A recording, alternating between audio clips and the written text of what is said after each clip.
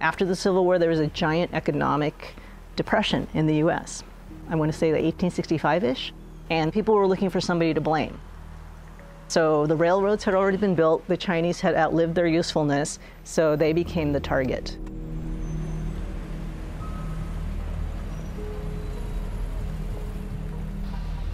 Then there was a ton of anti-Asian sentiment and organized anti-Asian campaigns to throw the Chinese out, right?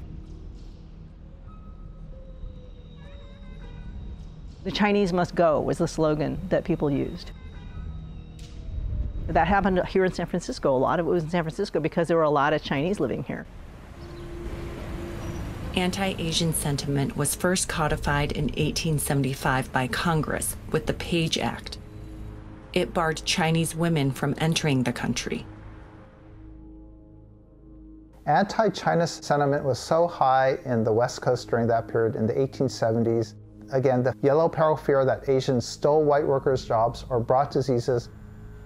That racism was so high that over 200 Chinese settlements along the West Coast were driven out at that time. This was mass displacement by mob violence.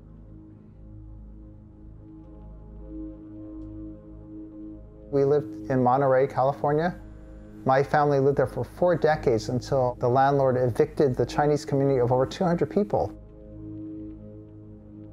When the Chinese wouldn't leave, a fire burned down the village. The landlord bulldozed the village into the ocean and fenced off the area so Chinese couldn't return. So my great-grandparents, who again built a home, raised families, had thriving businesses, they had to retreat pretty much penniless to San Francisco Chinatown as the only place of refuge.